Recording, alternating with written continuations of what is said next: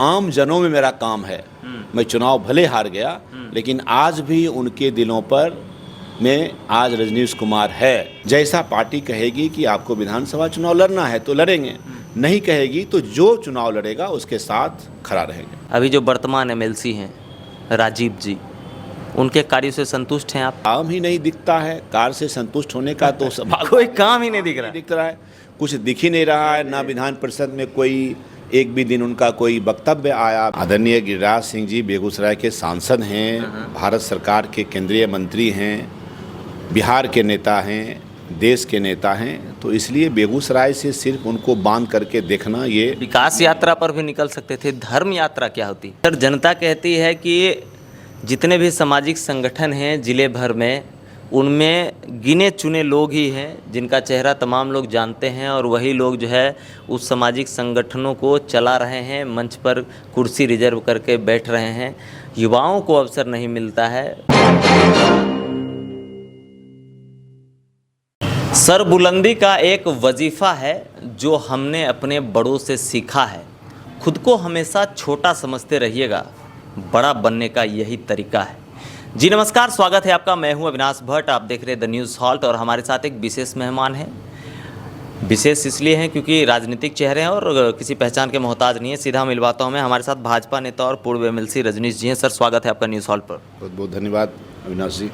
जी sir, सवाल ये है कि आपको लगातार देखा जा रहा है सिमरिया में जो अभी हो रहा है कार्यक्रम, उसमें आप हैं, तो उस कार्यक्रम के बारे में थोड़ा बताएं, फिर आगे बात करेंगे। 2011 से जब वहाँ कुंभ का आयोजन धर्माचार्यों ने, संत महात्माओं ने आयोजन किया, तो उस समय ज़िले के कुछ प्रबुद्ध लोगों के द्वारा एक समिति बनाई गई चिदात्मन जी महाराज के नेतृत्व में, उनके मार्गदर्शन में, और वह समिति कुंभ सेवा समिति वहाँ काम कर रही है 2011 से।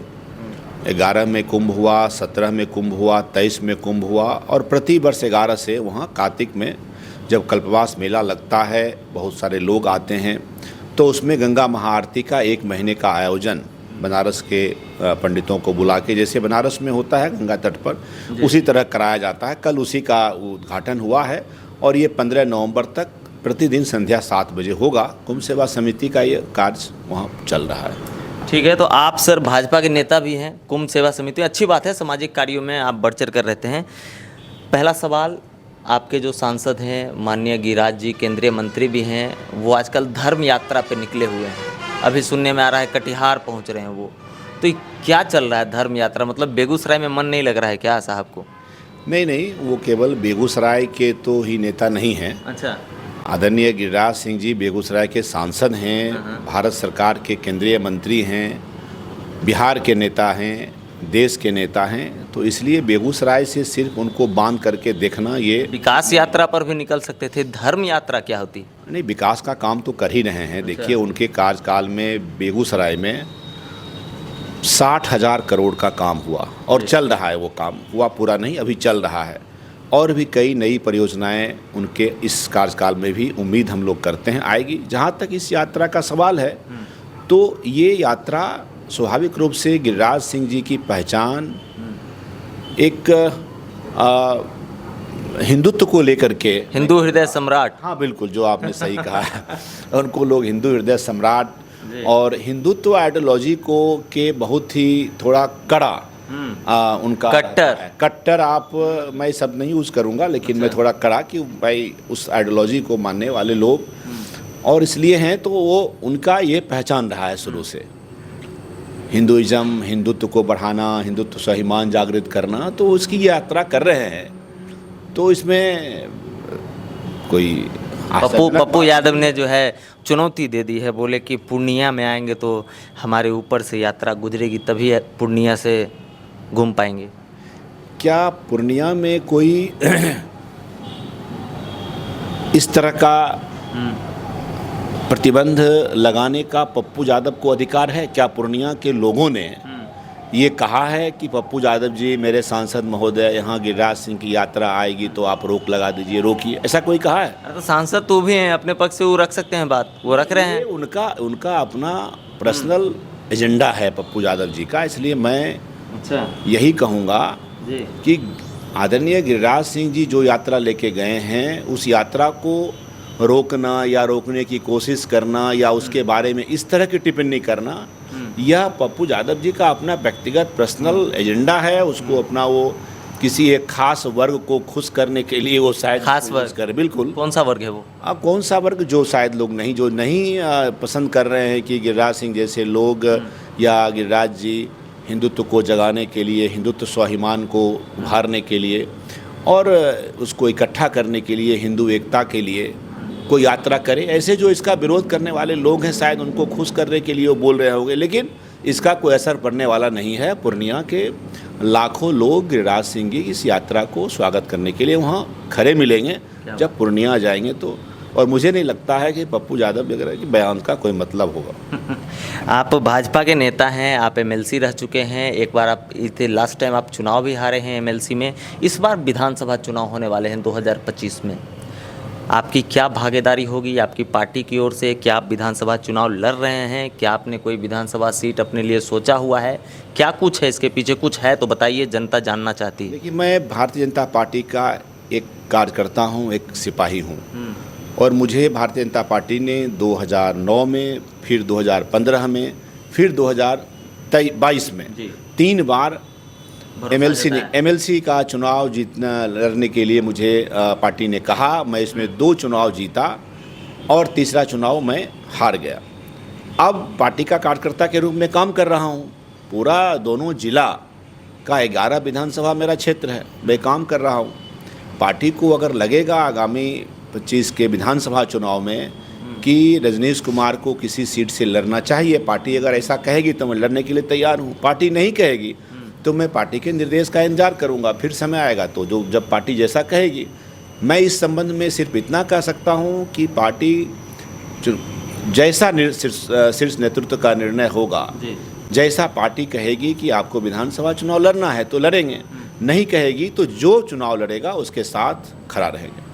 नहीं, अगर पार्टी आपको कहती है कि हम आपको मौका देंगे, आप मुझे बताइए कि कौन सी विधानसभा सीट पर आप खुद को कंफर्टेबल फील कर रहे, तब आपके लिए कौन सी जगह होगी आपके मन में? कुछ तो कोई जगह तो होगी। मैंने आपको कहा कि 11 विधानसभा क्षेत्र में 2 विधानसभा आरक्षित है जहां मैं चुनाव नहीं लड़ सकता हूं। 9 विधानसभा में क्षेत्र में मैं कहीं से भी चुनाव लड़ सकता हूं और कहीं से भी पार्टी को जीत करके वह जीत पार्टी की झोली में दे सकता हूं। इसलिए ये कहना कि किसी एक विधानसभा, तो ये मुझे लगता है एक होता है ना प्राइम प्लेस होता है। अब पॉलिटिशियन हैं, आपके हृदय के करीब भी कोई विधानसभा क्षेत्र होगा जहां बेगूसराय खगड़िया मेरा प्राइम प्लेस रहा है। अच्छा जी। और दोनों जिलों में 11 विधानसभा क्षेत्र के पंचायती राज के प्रतिनिधि ही नहीं, आम जनों में मेरा काम है।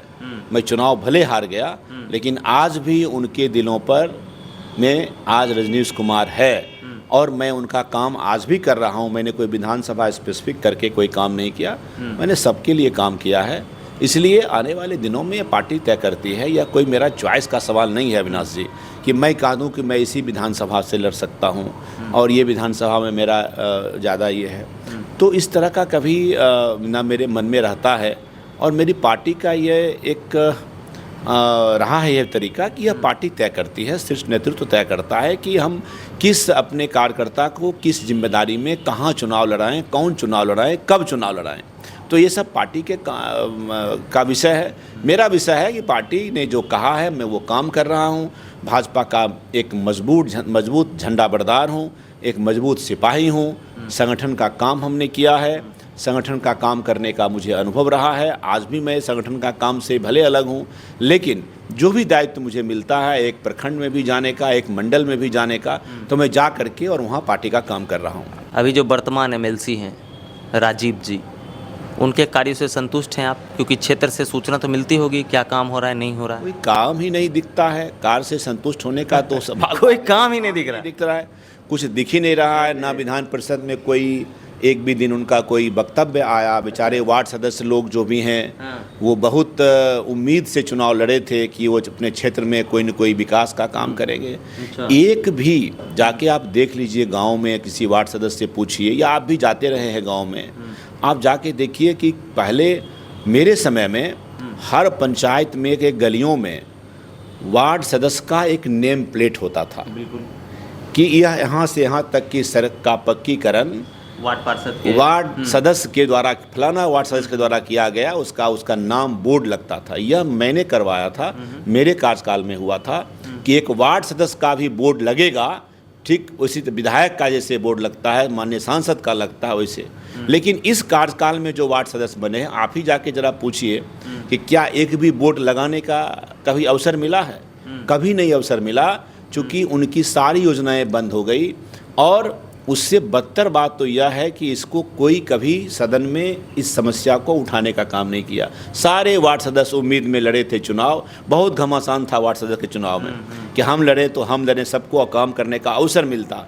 लेकिन अब देखिए अगला चुनाव आएगा, मुझे तो नहीं लगता है कि वार्ड सदस्य में उस तरह का कोई क्रेज होगा लड़ने का, क्योंकि सब बैठे हुए हैं, सबको अवसर खत्म हो गया, कोई काम करने का कुछ नहीं मिल रहा है। जनता उनसे पूछ रही है कि आपको वार्ड सदस्य बनाए, एक ईंटा भी नहीं लगाए आप अपने वार्ड में, कोई जवाब नहीं दे पा रहे हैं। आखिरी सवाल सर, जनता कहती है कि जितने भी सामाजिक संगठन हैं जिले भर में, उनमें गिने चुने लोग ही हैं जिनका चेहरा तमाम लोग जानते हैं, और वही लोग जो है उस सामाजिक संगठनों को चला रहे हैं, मंच पर कुर्सी रिजर्व करके बैठ रहे हैं। युवाओं को अवसर नहीं मिलता है, दूसरे लोगों को आगे नहीं बढ़ने दिया जा रहा है। इस पर क्या कहेंगे आप? होंगे ऐसे कुछ संस्थाएं, कुछ लोग होंगे। आप कुंभ सेवा समिति में आइए, देखिए वहाँ अभिभावकों का, बुजुर्गों का भी, अनुभव प्राप्त लोगों का भी आपको मिलेगा मार्गदर्शन, और नौजवान और युवाओं को भी देखिएगा वहाँ माँ गंगा की सेवा में, वहाँ लोग जो आते हैं उनकी सेवा में, और सिमरिया को विकास करने में अपना योगदान दे रहे हैं। तो जिन युवाओं को अवसर नहीं दे रहे हैं संगठन में, उनको मैं कुंभ सेवा समिति में आमंत्रित करता हूँ। क्या बात है, बहुत बहुत धन्यवाद सर। धन्यवाद। आप सुन रहे थे रजनीश सर को, जो भाजपा के गद्दावर नेता है, पूर्व MLC हैं, और उन्होंने किस तरीके से बात को घुमाया आप समझ गए होंगे। एक अच्छे और बेहतरीन राजनीतिक के पास जो है हर एक बात का काट होता है, और माहिर तो ये है ही। क्या राय है आपकी, कमेंट करके बताएंगे, और लगातार बने रहेंगे द न्यूज़ हॉल के साथ। मैं हूँ अविनाश भट्ट, फिर हाजिर होऊंगा आपकी सेवा में। नमस्कार।